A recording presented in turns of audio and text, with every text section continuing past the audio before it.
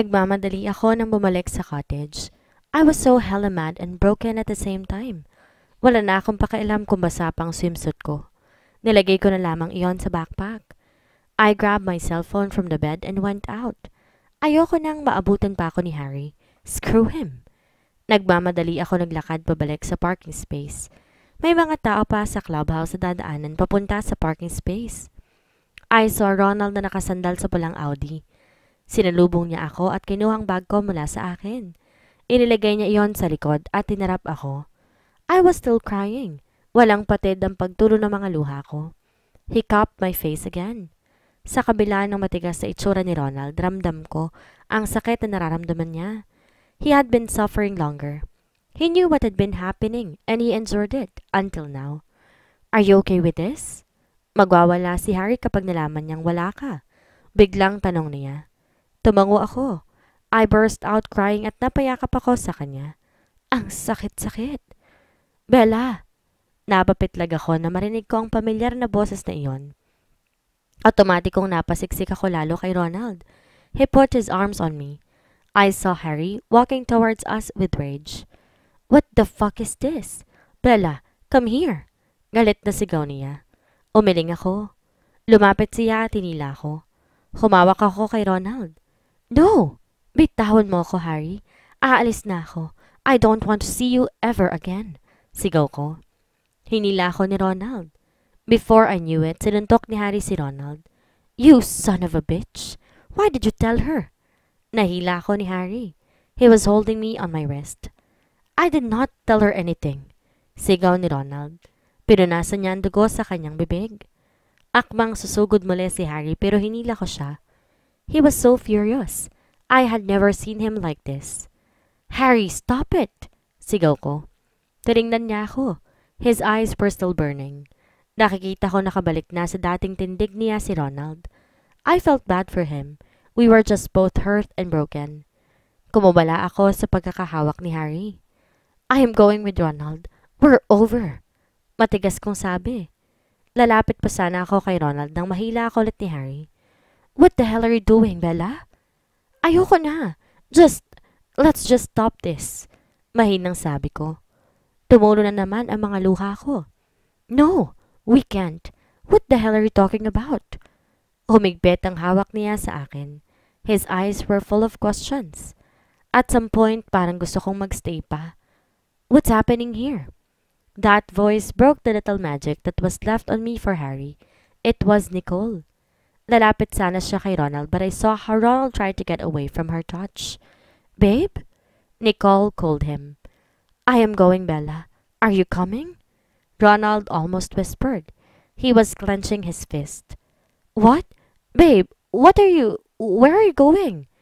Nagpalipat-lipat ng tingin si Nicole between us and Ronald. Bella is not going anywhere, Ronald. Harry's voice screamed danger. Let me go, Harry. Pumiglas ako mula sa pagkakahawak niya, pero lalo lamang iyong humigpit. What's this? Why are you going with her? May I know why? May inis sa boses ni Nicole as she pointed at me. Lalo akong nainis. Gusto ko pang matawa for even thinking na baka maging mag-best friends pa kami when, in the first place, selos na talaga ako sa kanya. Bella, imbes ay sabi ni Ronald. He is still there waiting for me. I looked at Harry. What the hell is going on? Si Nicole iyon. She was damn confused. Nagtama ang mga mata namin. Pigil na pigil kong lumuha muli. You heard us. Ang tanging sabi ni Harry na parang nabasa niya yun sa aking mga mata. I nodded. I wanna go. Please don't leave. Stay, Bella. Stay for me. Pumiyok si Harry. He was begging pero umukulkil sa utak ko na ginagamit niya lamang ako. Let me go. Matigas pang sabi ko. Bella, please. Please let me explain. Don't. We were just enjoying each other's company. And by doing so, hulog na ako sa kanya. I was drowning in my own emotions. Nag-expect ako na ako lang. Umiling ako at kinuha na ang kamay ko. Walang lingon-lingon na lumapit ako kay Ronald na mabilis akong pinagbuksan ng pinto. Mabilis siya nakapag-drive pa palabas sa resort. Nicole stood frozen like Harry. Harry's face while begging was haunting me. Hindi ko na pinigilan pang umiyak ng malakas. Ronald opened the compartment in front of me at naglabas ng box ng tissue at inabot sa akin habang nakafocus lang sa daan. Hindi ko alam kung gaano ako katagal na parang tangang umiiyak bago magpasyang tumigil na. Ang hapdi na ng mga mata ko at ilong ko at paubos na ang tissue sa box. May bottled water din sa compartment, sabi ni Ronald. Tinignan ko ang oras sa cellphone ko. 3:00 pa lang ng madaling araw. Kinuha ko ng bottled water at uminom. Sorry sa abala at thank you na rin. Halos paos ng sabi ko. This is the least that I can do. Kibit balikat na sabi niya. Nakafocus pa rin sa daan ng atensyon. I cleared my throat. So, kailan mo pa nalaman? Bakit ngayon ka lang sumuko? The moment na umuwi si Harry from Maravias, kasama si Nicole. Naging kami lang naman ni Nicole when Harry introduced us via Skype. He laughed. We fell for each other. Same rebel attitude with tattoos and love for music. Halos napabayaan ko na nga ang isang banda ko. Tapos nung umuwi si Nicole dito para sa pagbabanda namin, naghinala na ako. They are too close kahit pa sabihin na step-siblings sila. Wait, step-siblings? Gulat na tanong ko. Binagalan ni Ronald ang pagpapatakbo ng kotse at tumingin sa akin. Hindi mo alam? Nahihiya na umiling ako. Harry is too secretive. Bumuntong hininga siya. Nicole is actually a princess. I did not believe it at first. Ayaw pa nga ipaalam sa akin ng dalawa. He cocked his head to the side. Her Royal Highness Nicole Viana Adam Feinberg. His voice was full of sarcasm. Napigil ko ang aking hininga dahil sa sinabi niya. Feinberg? A certain person who added me on Facebook came into my mind. Yes, Harry's adoptive surname is Feinberg too. Do you know someone named John Feinberg? Ronald gave me a quizzical look. Wow, just wow. Hindi ko akalaing ganito kalala ang pagkaklulas mo. Harry John Agoncillo Feinberg. Naiiling na sabi niya pa. Hindi ako nakagalaw. So it was him. Harry? Well, Harry has a title too. His mother married Nicole's father, so who is the Grand Duke in Maravias? Ronald continued. Napaawang lang ang mga labi ko. Sinisiksik ko na lang sa utak kong lahat. Nicole is a rebel. Ayaw niya sa magagarang bagay. She doesn't want to be the princess, she wants to pursue music. At na-impluensya ni Harry si Nicole na music dito. Kaya pumunta sila dito almost 3 months ago. She ran away with Harry. It will just take time bago sila ma-force na bumalik. Wow, I can't believe this. Gulat na sabi ko. Pilit kong ipinapasok sa kokote ko na close lang talaga sila, na step-siblings sila. Pero dumating sa point na tuwing pagkatapos ng gig napapansin ko ang tinginan nila. I still try to make sense out of it. Mahal ko si Nicole. Yun ang isinisigaw ko sa isip ko tuwing nahahalata ko sila. Humigpit ang hawak ni Ronald sa steering wheel. Tanga na akong tanga. Pero sabi ko may dahilan kung bakit kami ni Nicole at hindi sila. Hindi sila pwede. Yun ang pinangahawakan ko but damn. Napayuko ako. Ipinapasok ko pa sa kokote ko ang lahat. They could not be together dahil step-siblings sila. So, they used us. Ganon, di ba? Unfortunately, that is the only logical reason. Harry sighed. Silence engulfed us. Where do you wanna go? Imbes ay tanong ni Ronald matapos ng ilang sandali. Both broken, hurt, and confused, we decided na magstay muna sa unang fast food chain or establishment na bukas pa at that moment. At nagkataon ngang may nakita pa kaming isa. Ronald ordered coffee for us. So tell me, paano ba kayo nagkakilala ni Harry? Agad pang tanong niya. Mahapdi pa rin ang mga mata ko sa pag-iyak pero kinuwento kong lahat kay Ronald, pati na rin yung sa Puerto Galera. It was funny how kanina, nai-intimidate ako sa kanya pero ngayon, it was as if he was the most comfortable person to talk to. He is the walking definition of my fears, Ronald. I still took the risk. Nilolok ko lahat ng mga sinabi ko sa mga kaibigan ko kasi minahal ko si Harry. Naiiyak na namang sabi ko. Nakatingin lang ako sa puting mesa habang pinaglalaroan ng paper cup na hawak ko. I heard him sigh. You know, I never thought na kagaya ninyo mismong isasama ni Harry. He's been consistent into Nicole's type of girls. Nagkakilala kami ni Harry sa isang subject sa Binild. At kahit hindi kami naging best buddies, we talk from time to time. I met his ex-girlfriends or flings. Kaya rin siguro lumala ang hinala ko. Because I know Harry enough. His type, I mean. He took a sip into his espresso. What type am I?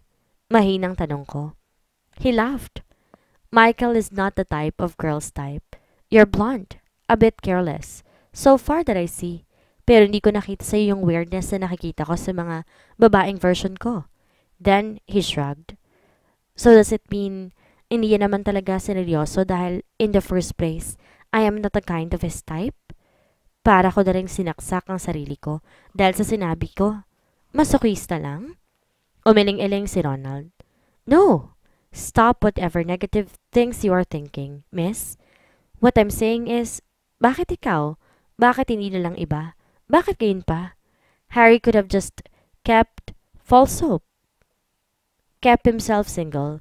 That way, hindi siya mahihirapan sa dagdag baggage whenever he's with us, with Nicole. Lumamlam ang mga mata ni Ronald. Harry can be an ass, a womanizer, pero nakita ko naman as a guy that he truly cares. It's just that what he feels for Nicole is something na hindi niya basta may i-switch off. Gusto man niya or hindi. It was supposed to make me feel better pero masyado pang masakit para magdagdag ako ng kahit ano pang emosyon sa ngayon. Masyado pang mabigat. Iniisip ko na agad ang mangyayari. Ano ang sasabihin ko kay Pops, kina Zoe? Everything was fucked up. Damn! Thank you pala kanina ha. Hindi ko lang magagawin ko kung di mo ako nakita at hinila. Hindi mo ba naiisip na kung di kita nahila, makakapag-usap kayo ni Harry? He could have explained. I don't understand. Sabi ko sa kanya. Aren't you supposed to tell me na tamang desisyon ko? Na pareho tayo. Tayo magkakampi? Ronald bitterly smiled. My relationship with Nicole is doomed. It's like it is supposed to fail. I gave her so many chances to see my better side, pero sinayang niya. Nakakatawa pa nga na halos si Harry lang din ang pinag-uusapan namin madalas kapag magkasama kami at hindi niya iniisip na ako lang dapat iniisip niya. Pero ikaw, ngayon mo lang naman nalaman ng lahat.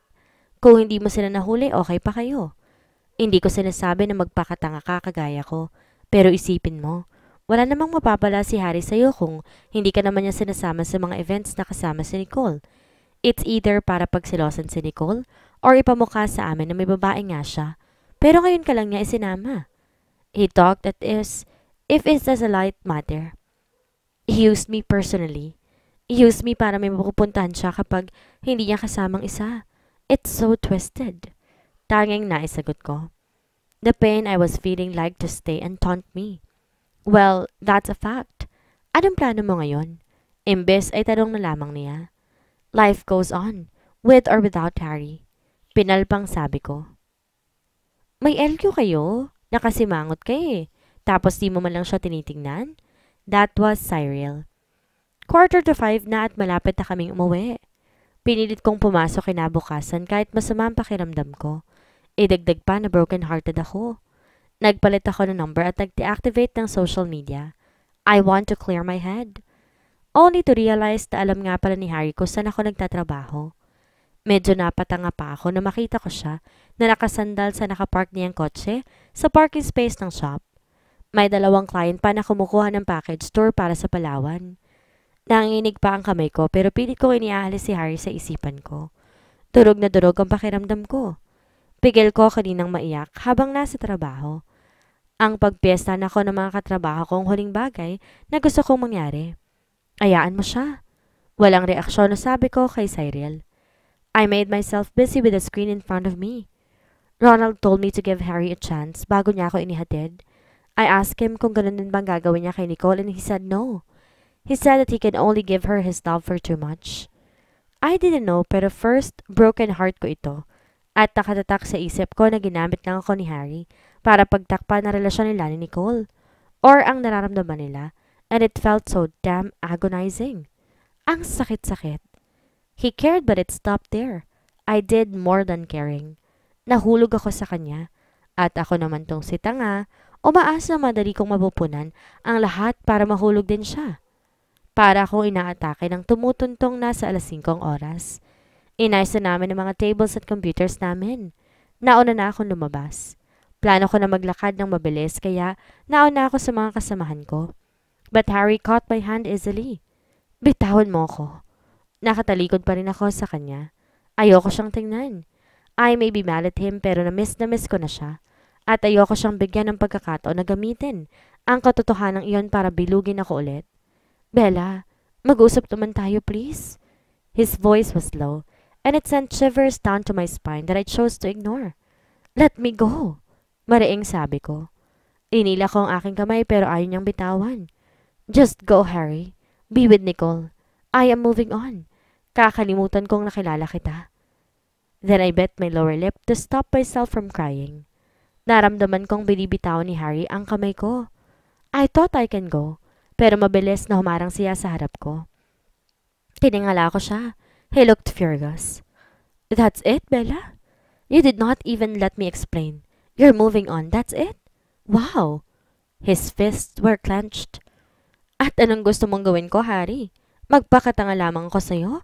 You obviously love her, and you used me para mapagtakpan ang mga nararamdaman ninyo. That's wow! Punong-puno ng pait ang boses ko. Hindi ko na inisip na baka naririnig kami ng mga kasamahan ko na papalabas na ngayon sa shop. Bella, I was sincere when I asked you to date me. I used you? Fucking hell, I did. Kung yun ang iniisip mo, be it. But I used you because I wanted it to be with you. Hindi mo ba naisip yon? Na kung may mamahalin man akong iba, bukod kay Nicole, ikaw yun. Kaya ikaw ang hinabol ko. Puno naman ng hinanakit ang boses niya. Parang may batong tumama sa akin nang marinig ang mga sinabi ni Harry. Let us talk about this, alright? Come with me. Mahinang sabi niya bago ko hilahin. Wala sa sariling pinasakay niya ako sa kotse niya. When the engine started, doon ko naisip na mali ito. That I should get out and go home and cry myself to sleep. Nakakasuffocate ang presensya ni Harry. Seeing him beside me brought it all back. Uminit ang mga mata ko. Hindi ko napigilan ng maluha. Gusto ko siyang sampalin. Umandar na ang sasakyan at di ko alam kung saan kami pupunta. I started sobbing. I clutched my handkerchief in my hand. Pinipigilan ko pero lalong lumalakas. Para akong sinaksak sa dibdib ng paulit-ulit. Hell, it hurt so much. Bella, shut up, I hissed. Shut the fuck up. Nothing that you will say can make it go away. Tiningnan ko siya na masama. He pressed his lips at nag-focus sa pagdadrive habang umiiyak ako. Wala na akong pakialam kung nagkakalat ng eyeliner at mascara ko. Gusto kong umiyak, bakit ba? Tangina, kasalanan mong lahat to.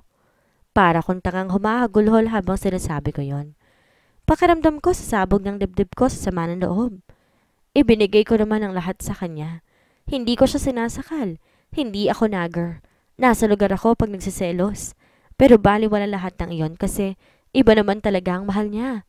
Rebound lang ako. Ang sakit-sakit. Ihatid mo na ako sa amin tapos huwag ka na magpapakita pa sa akin, please lang. Sabi ko na hindi tumitingin sa kanya. Bella, please. Peace mo mukha mo. Get out of my life, Harry. John Agoncillo Feinberg. Mariing sabi ko.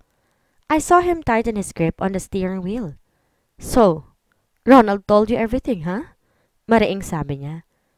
Malamang, anong ine-expect mo? Nasaktan din yung tao sa kagaguhan ninyo. Bakit ba kailangan ninyong manggamit ng tao, ha? Then I broke down again. At lumakas pa nga ang pag-iyak ko. May ilalakas pa pala. Tangina naman eh. Sinungaling ka? Bigla, itinabi ni Harry ang sasakyan niya sa isang kanto. Huminga siya ng malalim. Bella, I did not tell you things but I did not lie. I wanted to tell you everything sa tamang panahon. Mahinang sabi niya. His hands were still on the steering wheel pero nakayuko siya. I was moving on with my feelings for Nicole and I saw you. I met you. You were wonderful. I told myself I wanted it to be you. I wanted to love someone like you. I am sorry kung sa ganitong paraan mo nalaman ang lahat at nasasaktan kita pero I will never be sorry for the times that we were together. Bullshit. Sabi ko na lamang. Bella, pwede ba? Huwag mo na akong tawagin. Tinignan ko siya na masama. Nasaktan na ako. Tapos na nangyari na. Now can we move on and go on with our lives? Sarcastic pang sabi ko. Hindi siya nagsalita. Pinaandar niya na lang ulit ang sasakyan. Wala nagsasalita sa amin. Para lang akong tangang umiiyak. Wala na akong pakialam sa poise ko. Hindi ko kinakaya kay Harry kung gaano niya ako nasaktan. Nang maiparada niya sa tapat ng gate ang sasakyan, walang sabi-sabi, mabilis akong bumaba. Kinakapa akong susi sa bulsa at nagmamadali akong pumasok. Pero napigil ni Harry ang pagsara ko ng gate. May lamlam sa kanya mga mata. Umiwas ako ng tingin. Go away! Sigaw ko sa kanya. Let's talk this over, Bella. Malakas siya kaya wala ako nagawa nang maitulak niya pabalik ang gate. Inis na iniwan ko siya roon. I opened the main door at mabilis naman siyang nakasunod. Nagtatanggal na ako ng mga sapatos when he hugged me from behind. I froze for a moment bago ako naiyak muli. Damn! Umalis ka na, Harry, please. Lumuluhan na namang sabi ko. Pakiramdam ko ang hina-hina ko. Hindi ko na kaya makipag-argumento sa kanya. All I want to do is to cry myself to sleep. He buried his face between my neck and my shoulder. Ramdam ko ang pag-iling niya. Pilit kong tinatanggal ng pagkakayakap ng kamay niya sa tiyan ko, but he won't let go. Please, one more chance, honey. Let me make things right this time. Garalgal pang sabi niya. Mariin akong napapikit. His warmth told me he belonged to me. His body belonged to me. Mine alone. But Nicole and Harry's image kept on popping in my mind. How can I forget? Bumalik ka na kay Nicole. I know I sounded so insecure, pero mas trip ko yatang i-torture ang sarili ko eh. No! No! I chose you, Bella. You heard us. She asked me to run away. Ayoko, Bella. Ikaw ang gusto ko. Ikaw lang. I bit my lower lip. Every word he said gave me hope, pero ayoko ng hope. Gustong gusto ko si Harry. Kung ang mga takot ko noon kinalamutan ko para sa kanya, pero nangyari pa rin. Ano ang kasiguruhan na hindi niya lang ulit ako sasaktan? Sasaktan mo lang ako ulit, Harry. Tama na. Mahinahon na ang boses ko. Ang hapdi ng mga mata ko pero hindi ko pa rin mapigil ang pagluha. Please, try again with me. Let's start again, please. He was giving me small kisses now, and it sparked the heat I always had for him. Mabilis kong natanggal ang pagkakayakap sa akin ni Harry, kaya mabilis din ako nakalayo. I felt cold and naked. Gusto kong yakapin niya ulit ako but it would be so wrong. Umalis ka na. Tinatagan ko pa ang sarili ko. Ngayon ko mas nakita ang dullness ng gwapong mukha ni Harry. Gusto ko siyang hawakan, halikan. Gusto ko siya. My heart fell for him, and instead he brought me this agonizing pain. Bella naman, he begged. Akmang lalapit siya pero lumayo ako. I want to be alone. Nakikita na niya akong umiiyak. Nakita na niya ang paghihirap ko kaya tama na. Please. Out. Alis. Sigaw ko. Napatigil siya. Lumaylay ang mga balikat niya. Huminga siya ng malalim bago walang salitang tumalikod at umalis. When I heard that his car left, umiyak na naman ako ng malakas. Nangihinang napaupo ako sa sahig. I felt so damn weak. Sinisisi ko ang sarili ko bakit pa ako pumatol sa haring na yun.